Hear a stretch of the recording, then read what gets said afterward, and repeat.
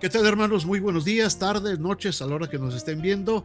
Gracias por estar aquí en Equipate.live. A nombre de nuestro cofundador, el hermano Fidencio Burgueño también, y de todo el equipo de colaboradores de esta plataforma, allá en San Diego, en Tennessee, aquí en Indiana, les damos la más cordial bienvenida a nuestro podcast. Esta semana tenemos al obispo administrativo de la región suroeste hispana, allá al área de California, de Arizona, el obispo Víctor Cruz. Él estará platicando con nosotros de varios temas que tienen que ver con el desarrollo de la iglesia y algo muy importante acerca de cómo ayudar también a los ministros, a los pastores. Así es que quédese con nosotros, hermanos. Iniciamos nuestro podcast de esta semana. Bienvenidos a todos. Bienvenidos al podcast semanal Equípate. Buenas tardes, hermanos. Pues gracias. Está con nosotros nuestro hermano Víctor Cruz, nuestro obispo en la región suroeste, allá en el área de California, en la ciudad de Upland, en el condado de San Bernardino. Hermano Víctor, muchísimas gracias por aceptar esta invitación y gracias por estar en este podcast. Saludos, pastor. Gracias por la invitación. Para mí es un honor estar aquí cooperando con este nuevo proyecto, este proyecto que usted ha iniciado, sé que va a ser de bendición. Así que Amén. gracias por la invitación. Pues es una bendición volvernos a encontrar, y pues ahora en la región suroeste, un cambio drástico de Nueva York hacia California, estilos muy diferentes de vida también, pero al final de cuentas la gente sigue siendo gente y la necesidad sigue siendo la misma necesidad.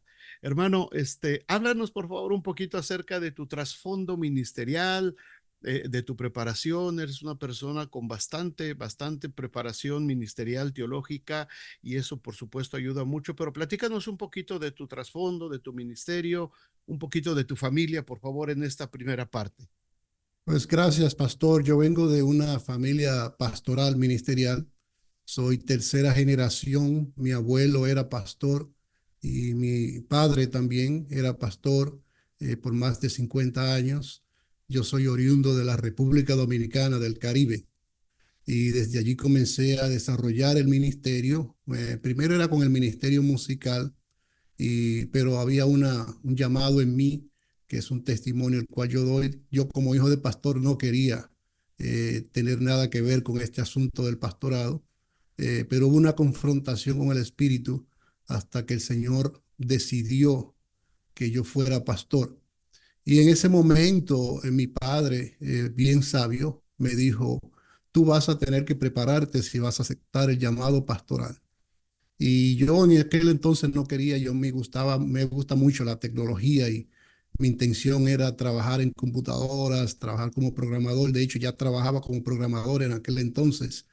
Pero mi padre me dijo un sabio consejo que yo lo comparto con todos los nuevos ministros. Él me dijo, prepárate, porque si no te preparas, un día se te van a acabar los sermones. Entonces, desde ese entonces entré al instituto allá en la República Dominicana. Luego fui a Puerto Rico y estudié un bachillerato en estudios pastorales. Posteriormente fui a Cleveland, donde saqué mi maestría en divinidades. Y luego entré al Seminario Teológico de Nueva York, donde saqué mi doctorado e hice también unas unidades de consejería clínica. Así que esa es mi trayectoria en cuanto a mi educación. He desarrollado mayormente mi ministerio en el área de la ciudad de Nueva York, pero de allí el Señor nos ha llevado a diferentes lugares hasta que pues ahora hemos llegado a este hermoso lugar de Upland, California y Arizona, donde estamos trabajando como obispos administrativos. Tienes tu esposa Giovanna, que por supuesto muy activa también en todo el ministerio, sobre todo con las mujeres. He visto todo lo que están preparando. Viene un evento grande de mujeres próximamente, las convenciones. Tus hijos, tienes dos hijos, ¿verdad, Víctor? Tenemos sí, dos hijos, un varón, una hembra, ya están grandecitos. De hecho, ambos se gradúan con su maestría ahora en mayo. Wow. Ambos en una maestría en educación musical y la otra, mi niña, con una maestría en el área de la danza. Ella es una experta en eso de danza, ha estudiado diferentes géneros de danza y ahora es maestra. Y los dos ahora se gradúan. Ella vive en Nueva York todavía y mi hijo vive en Cleveland, Tennessee. Y sí, estamos casados ya hace 30 años, 31 años, cumplimos ahora el 29 de mayo, mi esposa y yo casados.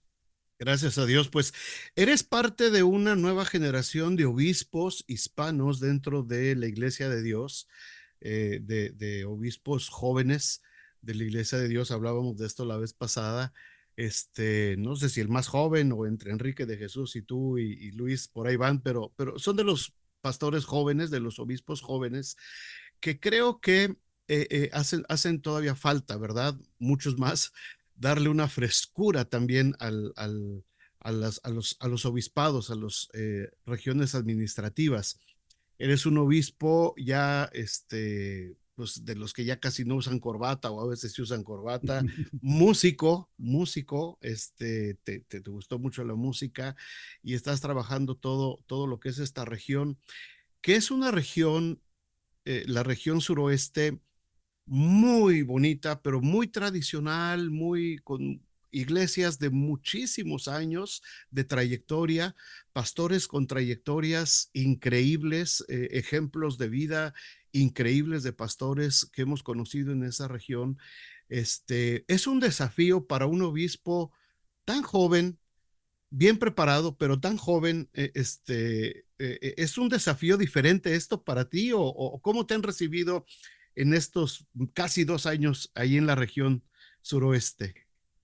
Bueno, en realidad, como dice la palabra, nadie tenga en poco tu juventud.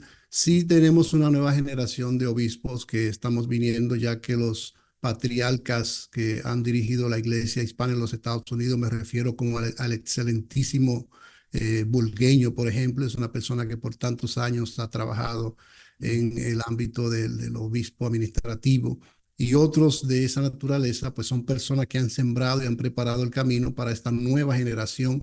De hecho, yo soy proponente y proponente de que nosotros ya deberíamos tener en algunos estados obispos administrativos por estados para que se Ujú. abran más oportunidades administrativas.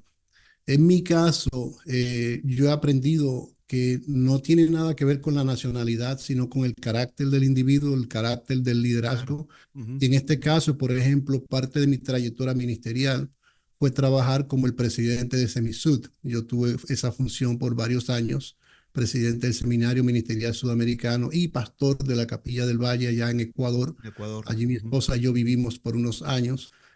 Así que hemos trabajado en diferentes contextos, aprendimos a trabajar en diferentes contextos. En mi caso, cuando salí de República Dominicana para Puerto Rico, un contexto diferente, allí comencé a trabajar con hermanos de otros países. Igual cuando fui a Cleveland, que en aquel entonces vivían muchos ministros de diferentes países. Y al venir aquí, pues ya yo vengo con una experiencia de cómo entender las diferentes culturas y las Ujú. subculturas Ujú. y cómo también entender las dinámicas conservadoras, un poquito menos conservadoras que se dan en nuestras iglesias. Encuentro que he tenido un buen rapport con a los ministros aquí, que nos han recibido muy bien, que nos han aceptado y están trabajando excelente. Y cuando uno presenta el corazón de uno, como el corazón de Dios, uno lo presenta simplemente como esto es lo que Dios ha puesto en mi corazón. Yo creo que los pastores y los líderes lo aceptan a uno independientemente de qué cultura o qué edad o lo que sea tenga. Así que sí, me siento muy cómodo. Mi esposa y yo nos sentimos muy cómodos aquí en esta región y damos gracias al Señor por eso, ya que es una experiencia diferente desde el este, la costa este de los Estados Unidos, hacia la costa oeste. Así que nos sentimos bastante cómodos con el trabajo que estamos haciendo aquí en esta región. Pero aquí mencionas algo muy importante y yo creo que esto es base en el liderazgo, que es una de las áreas que a ti te gustan mucho desarrollar. Empatía. Empatía, el poder entender las diferentes culturas, el poder entender las diferentes nacionalidades, incluso muchas veces el folclore de cada región que es diferente. Compartimos una ciudadanía común que es la ciudadanía del reino de Dios, todos, y compartimos un lenguaje común que es la palabra de Dios. Pero debajo de todo eso, todavía nos quedan rasgos culturales, todavía nos quedan rasgos de las regiones de donde provenimos cada uno Y yo creo que para un líder en la posición de un obispo administrativo, de un obispo administrador, es muy importante esto que mencionas, la empatía, saber entender esas tendencias, como dices, conservadoras, las iglesias que no son tan conservadoras y las iglesias modernas o jóvenes que se están abriendo con líderes nuevos también a diferentes corrientes ahora, sin menospreciar, por supuesto, los principios de la palabra de Dios. Pero creo que la empatía es muy importante en esta posición. ¿No es así? Claro, empatía y la otra cosa también es respeto.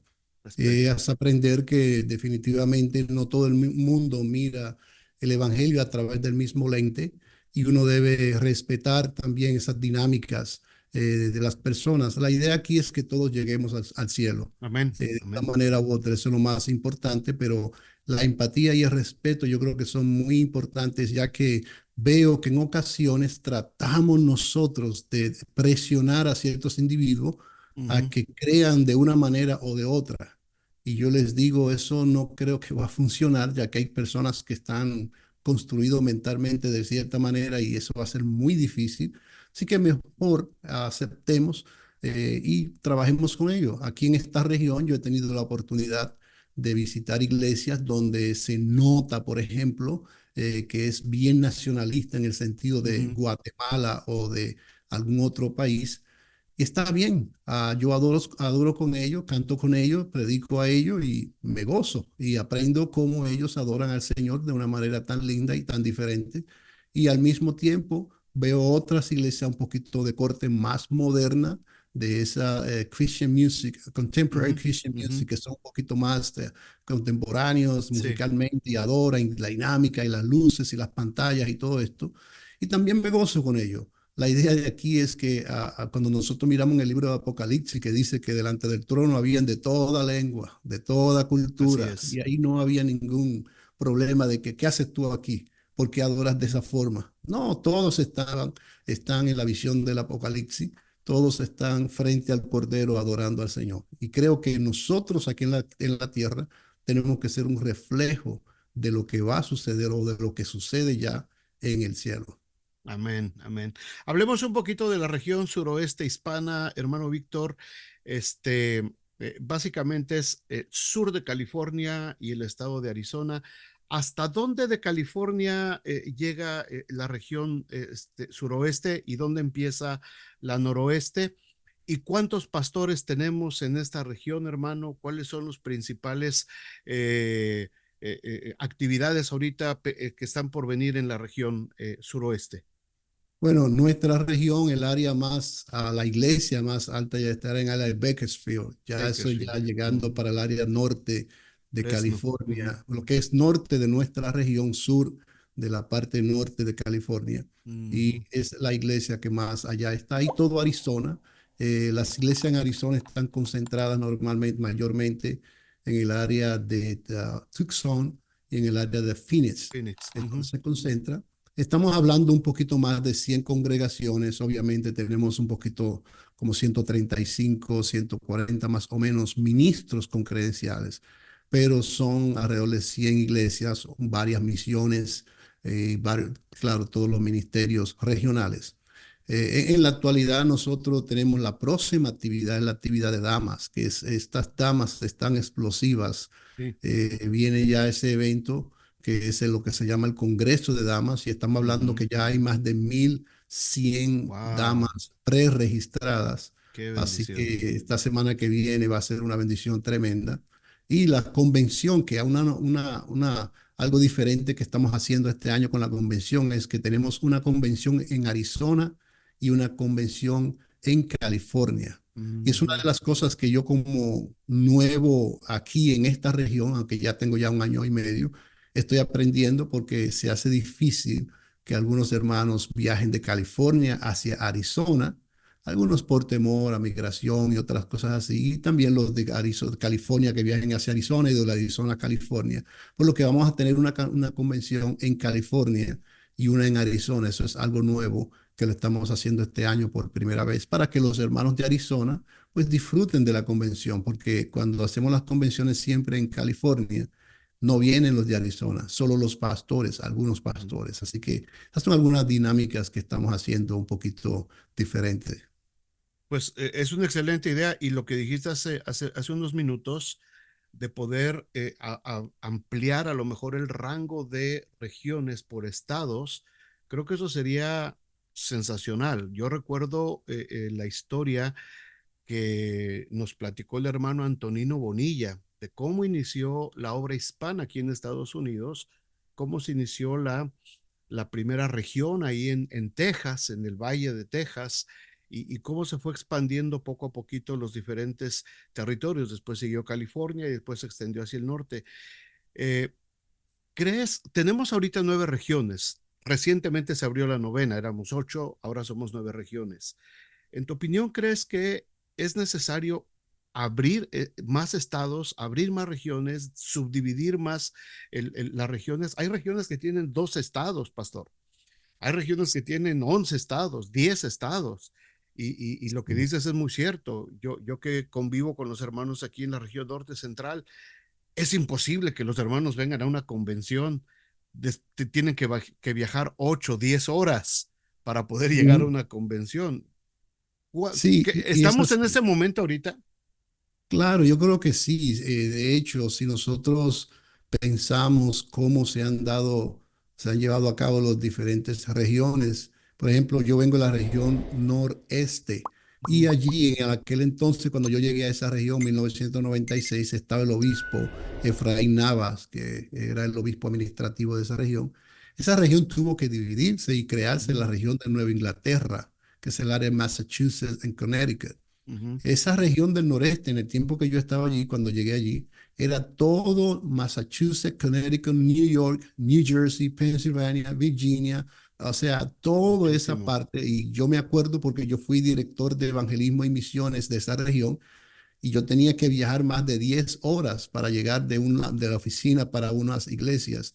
Y ciertamente yo creo que estamos en un momento en el que podríamos tener un obispo por estado. Hay estados como California, como Texas, como New York, como Florida, que ya me parece a mí podríamos tener un obispo estatal Ujú, en vez de un obispo regional. La regional. razón es estratégica por el crecimiento. Siempre hablamos de los números, que los hispanos estamos creciendo, que somos la mayoría, minoría más grande aquí o que todo esto. Entonces, primero, estratégicamente nos va a permitir alcanzar más. Pero la segunda razón también me parece a mí es que va a crear más oportunidades ministeriales, tanto de obispos administrativos como líderes regionales que pueden fungir dentro de esas regiones. Así que yo sé que se podría hacer si creamos un plan estratégico, deberíamos hacerlo. Yo creo que el tiempo es ahora. En este Ujú, momento, de hecho, todavía no se ha hecho así público, pero quizás aquí lo podemos dejar saber, ya que en el área de Texas, pues se está pensando ya en el ujú. futuro, ya muy pronto crear 2 estados de ese estado, de esa región, De esa crear región. Ujú. dos regiones más. Así que pronto va a haber 2 regiones más allí en el área de Texas. So, sí, creo que debería ser por estrategia y al mismo tiempo por nuevas oportunidades para los nuevos ministros y obispos, que creo que tenemos talentos hispanos en los Estados Unidos increíbles, que no están fungiendo como obispos administrativos. Los americanos tienen más de 50 Sí. obispos administrativos. Nosotros somos 9. Entonces creo que podríamos ser mucho más y creo que las oportunidades están allí. Y hay algo aquí que me llama mucho la atención, hermano. 9 regiones. Originalmente se pensó solamente en el lenguaje español. Son las regiones hispanas.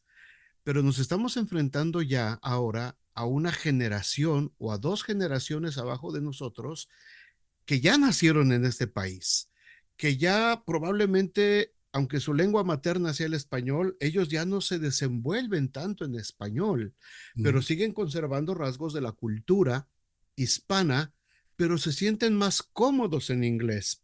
Creo que por muchos años quisimos defender nuestro español a capa y espada, y esta iglesia es hispana, y aquí se habla español, y aquí todo es español, pero yo creo que el tiempo ya cambió y la nueva generación está impulsando a las iglesias ahora a que se conviertan en iglesias totalmente bilingües. Y esto va a hacer que podamos conservar todavía más a las generaciones que se nos están yendo al lado americano, ¿no? Que está Claro. bien, que vayan para allá, pero nosotros tenemos que proveer eso y ahí es donde tendría que entrar en acción esta nueva visión de más regiones, más estados, más obispos administrativos. Sí, para mí hay una característica muy importante que tiene que tener la iglesia y la defiendo por los principios que usted ha dicho y otro más. Por ejemplo, cuando yo estaba en Nueva York, había uno de mis líderes que se movió de Nueva York hacia Texas. Entonces él fue a una iglesia americana. Obviamente el apellido de él es apellido hispano como todos nosotros. Entonces el pastor de la iglesia americana me llamó a Nueva York y me dijo, oye, Víctor, tienes a esta persona, él es predicador, quiero abrir una iglesia con él. Y yo le dije, gloria a Dios, claro, sí, es un buen ministro, era mi mano derecha, ya úsalo. Y me dice, sí, quiero abrir una iglesia hispana con él. Entonces yo le digo, bueno, va a tener problemas. Mm. Y me dice, ¿por qué? Yo le digo, bueno, es que él no habla español. Entonces él me dice, pero su nombre es Martínez. Yo digo, bueno, se llamará Martínez, pero él no habla español, él no predica en español, él no enseña en español y entiende un poquito nada más de español. Mm. Entonces, para él fue un shock, es decir, ¿cómo va a ser que esta persona no habla español? Mi propuesta para mí, las iglesias en los Estados Unidos, para mí tienen que tener, deberían tener dos características, que sean multiculturales y segundo, que sean Amén. bilingües, Amén. multiculturales, bilingües. Aunque queremos ser aquí, abrazar nuestra cultura y expresiones, pero yo creo que una pregunta que me hizo un pastor fue, obispo, ¿qué estrategia, usted fue a mi iglesia, qué estrategia podría yo implementar para que crezca? Yo no sé por qué. Le hice la pregunta, pastor, ¿cuántos países hay en su iglesia representados? Y él me dijo, no, son todos guatemaltecos. Y yo le dije, le hago una pregunta, ¿por qué un mexicano no se siente cómodo siendo parte de su iglesia? ¿Por qué un hondureño, un salvadoreño, un nicaragüense o un caribeño no se siente cómodo que solamente los guatemaltecos se sienten cómodos Ujú. siendo parte de su iglesia? Yo creo que debería revisar, pastor, su visión para que reciba a todos, Ujú. no meramente guatemaltecos de Guatemala. Así que creo que esa característica es muy importante en el cristianismo moderno en los Estados Unidos, que sean multiculturales y que sean bilingües. Aquí no podemos estar defendiendo, como decimos, o aprendí, defendiendo nuestra camiseta, Así es. usando Ujú. el fútbol. Aquí no es cuestión de camiseta, aquí es cuestión de defender la cruz, de defender el Amén. evangelio, independientemente de la cultura. Y esa es la razón por la que yo creo que los obispos y los pastores deben plantar iglesias con esa característica, que sean multiculturales y bilingües. Y yo sé que hay pastores que quizás se sienten amenazados por no dominar el inglés, pero no importa. Una de las cosas que nos enseñó a nosotros la pandemia fue que hay una generación. ¿Quién fue que le salvó, como decimos en el argot popular, el pellejo a algunas iglesias? Los jóvenes. Los jóvenes Tecnológicos. salvaron las iglesias porque ellos sabían de tecnología que algunos Ujú. pastores no sabían. Entonces, después que se fue la pandemia, lo echamos, en algunas instancias, lo echamos de nuevo a un lado. Y yo creo que debemos ser proponentes de eso, de que sean iglesias multiculturales, bilingües, que le abramos multigeneracionales, la otra característica. Si no tiene esas tres características, multigeneracional, bilingüe, multicultural, creo que vamos a morir. Creo que las iglesias van a seguir, no van a crecer y no van a llegar a ningún lado. Esto es un tema recurrente que lo he estado platicando con los demás obispos, lo he platicado mucho aquí en mi iglesia. Este traspaso generacional, obispo, este traspaso generacional de los que quizás crecimos con una idea de cómo hacer iglesia a la nueva generación. ¿Y cuántos estamos ya aferrados a querer hacer las cosas pues como lo hacíamos hace 30, 40 años? Y no, ya no funciona así. Es imposible tratar de ver a la iglesia de la misma manera, porque la circunstancia social cambió, la circunstancia política cambió, la circunstancia tecnológica cambió. Y muchos pastores quizás no nos hemos dado cuenta o no queremos hacer ese traspaso porque tenemos Ujú. miedo al cambio, creemos que vamos a cometer sacrilegios si cambiamos el rayos de esperanza, pensamos que vamos a cometer algo infame en contra del evangelio si empezamos a predicar en inglés. Y yo creo que pues esto es un traspaso natural, se debe dar de manera natural. Claro, claro, así debe ser. Fíjese, pastor, qué interesante es que el evangelio llegó a nuestros países y creo que a todos los países nuestros, a ti hablando, claro, nuestro concilio, hablando Iglesia de Dios, el evangelio llegó a través de nuestros hermanos misioneros americanos. Así es. Fue un evangelio muy conservador. Hace 40, 50, 80 años, 100 años llegó el evangelio a nuestros países. ¿Qué sucedió? Que en algunos sectores de nuestros países se quedó el evangelio en ese evangelio de 80 años atrás No evolucionó. y no evolucionó, no se adaptó. Yo uso este término, yo le digo a las personas, el mensaje, la doctrina no cambia, la palabra no cambia, la Así es. inerrancia no cambia, pero las estrategias Ujú. tienen que adaptarse a los tiempos. En la Biblia nosotros vemos cómo se adaptaban. Por ejemplo, una tecnología que nosotros usamos es este Zoom, computadora, tecnología y todo lo demás. Cuando en el antiguo, bueno, en el antiguo mundo se dieron la particularidad de crear carreteras. Las carreteras permitieron que el evangelio llegara más fácil a más personas Ujú. porque no existía este concepto antes de tener carreteras principales, vías de caminos donde moverse. Y las carreteras permitieron que las personas supieran llegar de la A a la B. Antes no era así, antes le decían, sigue al sol.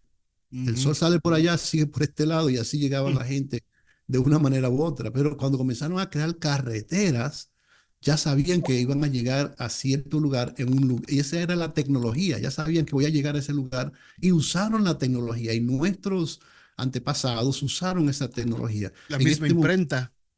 la imprenta, claro. O sea, y toda esta tecnología la hemos usado y nos hemos adaptado a los tiempos y no hay nada malo con eso. Sí, yo crecí en una iglesia con los ignarios de triunfo, de gloria y todos estos rayos de esperanza, pero ciertamente nuestra juventud, nuestra gente está en otro tiempo. Así que adaptarse o morimos es la opción que nosotros tenemos. Si no, pues lo lamento, pastor, que después de la pandemia y que pasó todo esto, algunas iglesias volvieron a la misma Ujú. práctica Sí, se y no volvieron a encerrar. aprendieron, no aprendieron que tenían que adaptarse y que tenían que volver a esa dinámica. Y mire, en una ocasión, cuando yo estaba en el medio de la pandemia, yo prediqué en 4 países al mismo tiempo, en un Ujú. mismo día. Prediqué a Brasil, Canadá, Ecuador y prediqué a los Estados Unidos. 4 países en un solo día. Ujú. Entonces, eso era extraordinario. Para mí fue algo bien lindo y lo hice así mismo a través de estos medios. Así que si no nos adaptamos, el evangelio no cambia, no tenemos que tener miedo. No Así es. tenemos que tener miedo de que es que van a cambiar. ¿Qué importa si ellos se visten de otra forma? ¿Qué importa si esto o aquello? Lo importante sí es que los alcancemos para el reino, que lo Amén. alcancemos para el reino y que ellos se expresen como se quieran expresar. Así Y eso yo es. creo que ahí es donde viene la amenaza y el miedo que algunos tienen. Así es. Algo que mencionaste ahorita muy importante es cuando el Evangelio llegó a nuestros países en América Latina y nos quedamos con esa idea, ¿verdad? Del misionero que venía de otro país Mm. a hablarnos del Evangelio. Y nosotros éramos el campo misionero. Por, por décadas fuimos considerados el campo misionero. Y yo he estado viendo en muchos lugares iglesias que seguimos con mentalidad de campo misionero.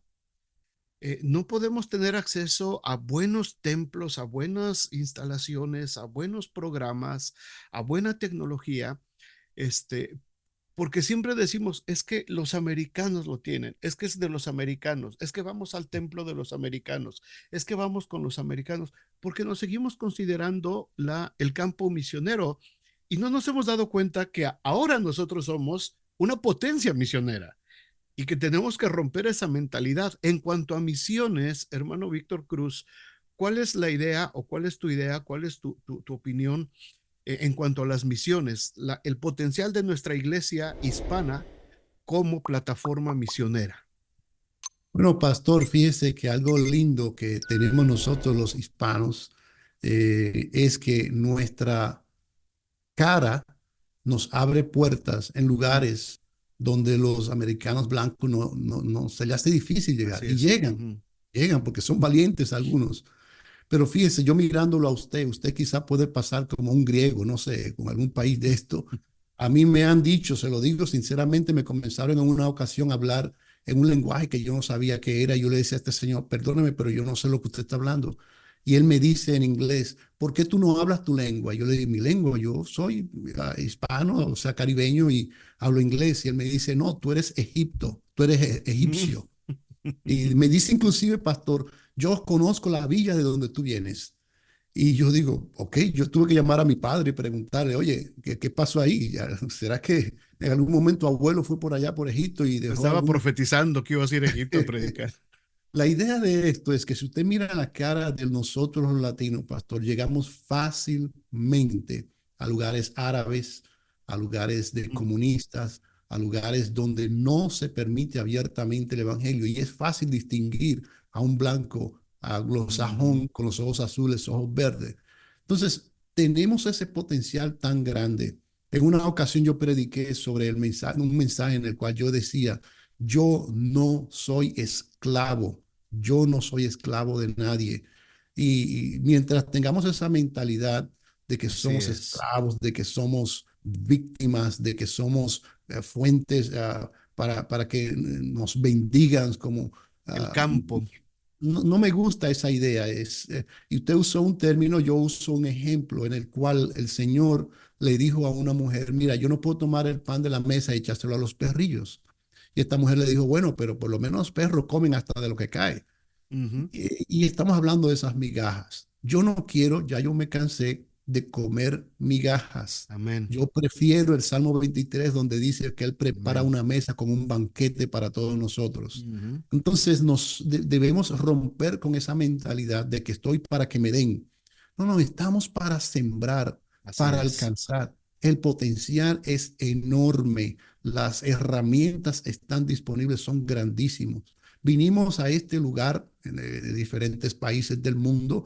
Algunos vinieron buscando el llamado sueño americano y Ujú. se encontraron con una pesadilla, pero Ujú. hemos visto que hay una ventaja tan grande de ser latinos cristianos en este tremendo país, desde el cual podemos impulsar, literalmente en todo el mundo, podemos impulsar proyectos que impacten. Hay otras organizaciones que lo hacen y hacen proyectos que impactan comunidades en diferentes países del mundo. Así que eso es cierto, pastor. Yo creo que debemos romper con esa mentalidad de ser simplemente recipientes y convertirnos en fuente de poder, que provoquemos cambio, agentes de cambio en diferentes lugares, que sembremos el Amén. evangelio en diferentes lugares. Viendo ahorita algo de lo que estás mencionando, viendo la visión que Dios te ha dado para la región suroeste hispana, una visión muy valiente, muy agresiva. Veo 5 pilares y uno de ellos que ha estado empezando a resonar mucho, aunque siempre lo hemos hecho, pero ahora como que se le está dando más importancia, es el de incidencia social.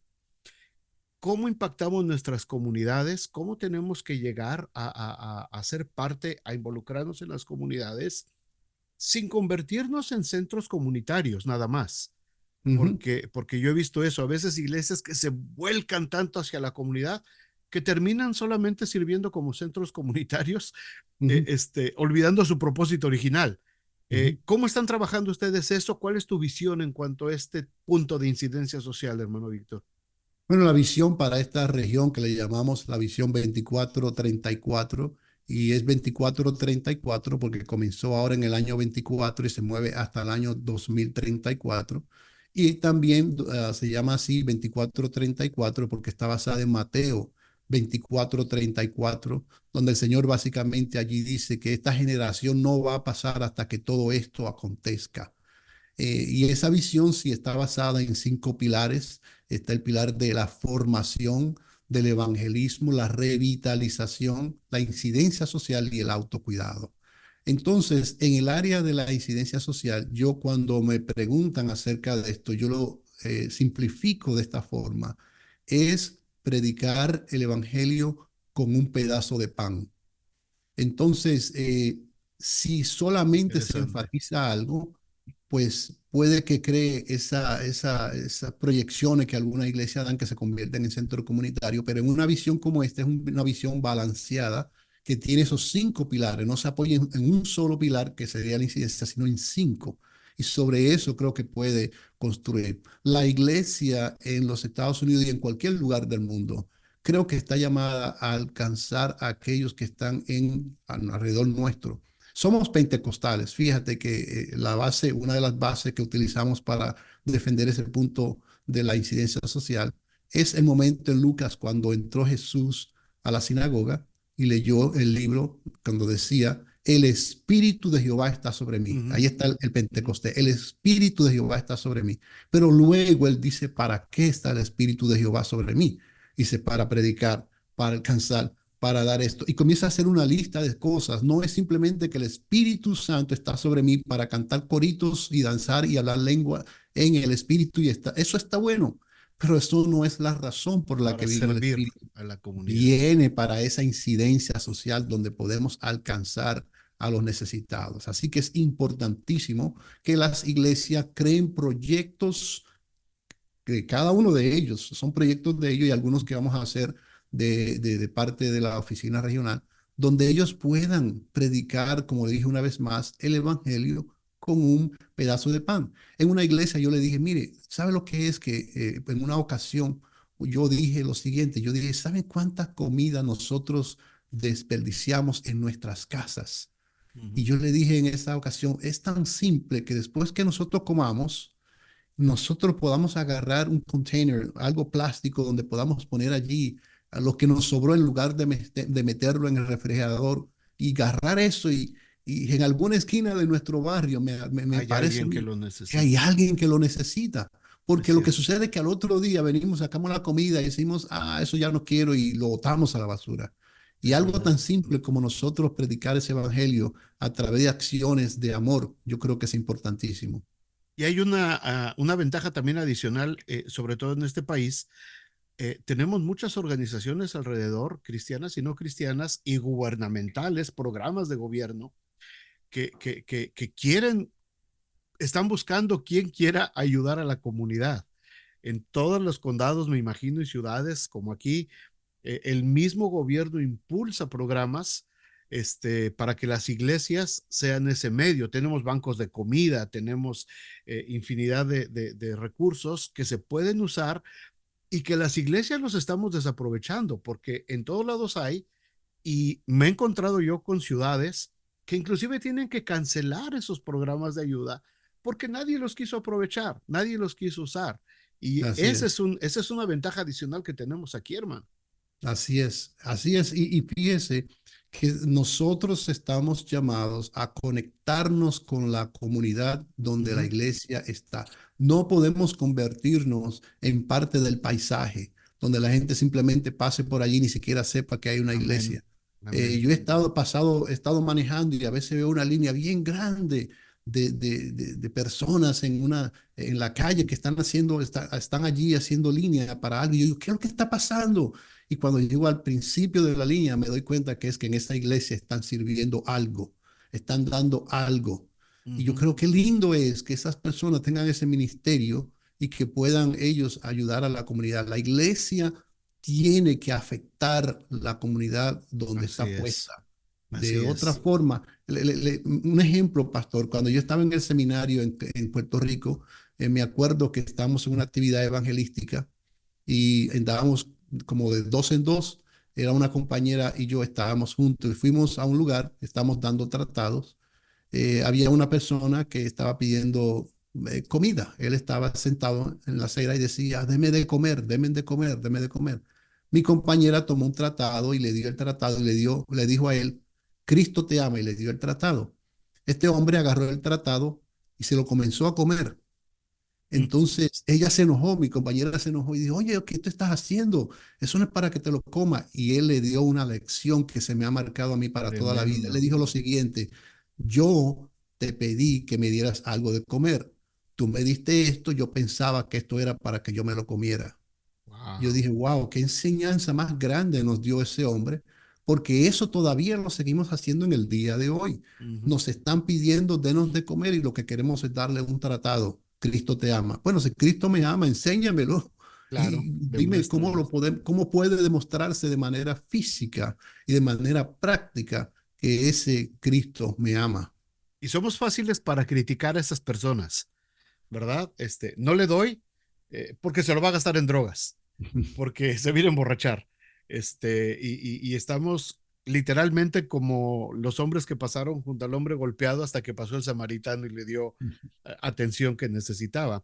Esto del trabajo comunitario, de ayudar a la comunidad, hermano Víctor, creo que es parte de la revitalización de la iglesia. Cuando una iglesia se conecta con la comunidad, y deja de estar en su rutina de que ha estado por tantísimos años y se da cuenta de la comunidad y se comunica con el departamento de bomberos y con el departamento escolar y con la oficina del mayor de la ciudad, del alcalde, y empezamos a tener contacto con todas esas autoridades. Este es un proceso de revitalización de la iglesia. La iglesia vuelve nuevamente a su función original y empieza a trabajar.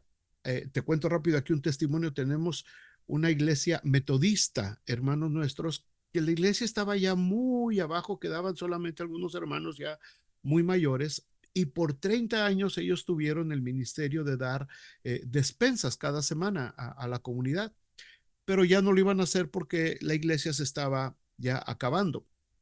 Una hermana de mi iglesia la contactó, conoció a esta hermana y le ofreció que en nuestra iglesia se podía hacer para toda la comunidad hispana. Y lo empezaron a hacer, ya tenemos 3 años haciéndolo. Pues esa iglesia metodista que estaba a punto de desaparecer, volvió a la vida. Y ahora Mm, tienen jóvenes, ahora tienen niños que vienen también a ayudar para el asunto de las despensas. Es increíble la manera como Dios usa a la iglesia para influenciar la comunidad, que a final de exacto. cuentas a eso nos llamó el Señor. Claro, y el beneficio a la iglesia, se beneficia a la iglesia. Pastor, en la iglesia que Totalmente. yo pastoreaba en el Bronx, una vez decidimos hacer una comida de Navidad para un precinto del departamento Wow. de la policía. Contactamos, le dijimos, mira, día tal, queremos que nos presten el precinto porque queremos servirle una comida a ustedes, a todos los policías. Y ellos se asombraron y porque al lado de ellos había un grupo de un departamento de bomberos y ellos decían, es que Ujú. siempre reconocen a los bomberos y a nosotros los policías nunca nos dan nada. Y Así esa gente es. estaban contentos y ya desde ese entonces en adelante nos decían, oye, ¿cuándo van a regresar? ¿Cuándo van a regresar? Y de ahí en adelante, ¿qué hacían? Que ellos se encargaban de cuidar nuestra iglesia. Y entonces, inclusive porque la iglesia no tenía estacionamiento, nos permitían estacionar carros, una línea de carros en doble parking. Y nunca nos daban ningún ticket, nunca. Nadie se metía con la iglesia porque yo decía, no, esa es la iglesia que nos alimentó. Así es. Entonces, en ese Ujú. sentido, es una forma estratégica de nosotros ver recursos que podemos identificar de la comunidad donde nosotros servimos. Sí que hay beneficios, no Sí. solamente que lo hacemos, sí lo hacemos, pero como dice la palabra, si no sembramos, no vamos a cosechar. Así que es Ujú. una forma también de sembrar en diferentes lugares.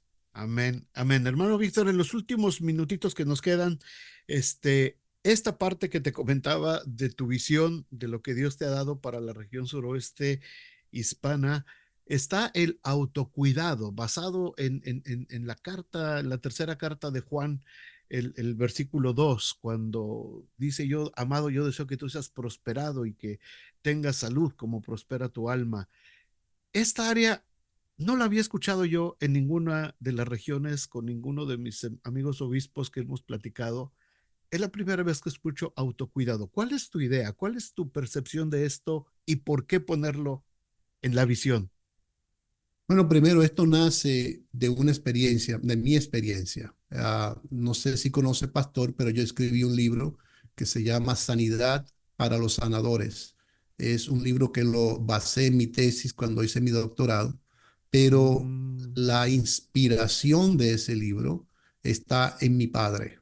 Mi padre, yo me acuerdo por mucho tiempo, mi padre orando en su habitación, llorando por la gente. Para mí era como un Getsemaní. Y entonces yo decía, pero ¿quién le ministra a mi papá? Porque pasaban mm, situaciones en las que mi papá, pues, no tenía, según mi percepción de niño y de joven, no tenía un sistema de apoyo para ayudarle a claro, él. De ahí claro. comenzó a nacer esta dinámica y lo plasmé en ese libro que se llama así Sanidad para los Sanadores. De hecho, acabo de escribir, pastor, el segundo volumen que se llama Entre el árbol de olivo y la prensa de aceite. Este Wow. todavía, si se fija, todavía no ha salido. Esta es la prueba que me acaba de llegar para yo mirarlo y Lo asegurarme vamos de a que tener que adquirir. Sí. sí. Entonces, de allí comienzan a ser pastor, porque nosotros los pastores nos gastamos ayudando a las personas. Usted utilizó un término anteriormente que es la palabra empatía. La empatía, yo podría estar aquí hablando 2 y 3 horas de la palabra empatía, porque es la parte que me llama la atención, la parte de la consejería. Y la empatía es interesantísimo porque es una conexión que es biológica. Tenemos unas neuronas que nos hacen a nosotros conectarnos con el dolor de Mm, la gente.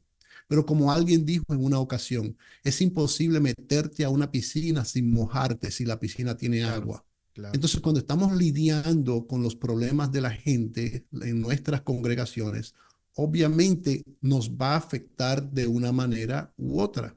Así que por eso yo hago la pregunta, ¿quién sana al sanador? Y entonces esa es la base de por qué nosotros decidimos, o en este caso yo decidí, plasmarlo como parte de la visión, diciéndole a los pastores, tenemos que cuidarnos a nosotros Amén. mismos. Ujú, Porque yo he ujú. escuchado esta expresión, y usted me imagino también, pastor, de compañeros, colegas, pastores que dicen, no, yo me muero con el micrófono Sí, en la sí, mano. sí, sí. Agarrado al Y- púlpito, Sí, y de hecho usted sabe qué ha pasado. Se han literal. muerto así y algunos lamentablemente hasta se han suicidado, han quitado la vida, porque no han tenido un sistema de apoyo. Y yo creo en esto, yo creo que nosotros los pastores tenemos que tener un sistema de apoyo, Ujú, gente. De hecho, cuando yo estaba haciendo ese estudio para mi doctorado, yo creé un grupo de apoyo de pastores donde nos reuníamos una semana sí, una semana no, 2 veces al mes, nos reuníamos pastores y apagábamos los celulares. Y una de las reglas era que no íbamos a hablar de las iglesias, no íbamos a hablar de mm, evangelismo, no íbamos a hablar de estrategia ni nada más. Íbamos sencillamente a hablar de nosotros, qué de bien. nuestra familia, de nuestros miedos, de nuestras dudas. En ocasiones nos íbamos a ver un partido de béisbol, sí.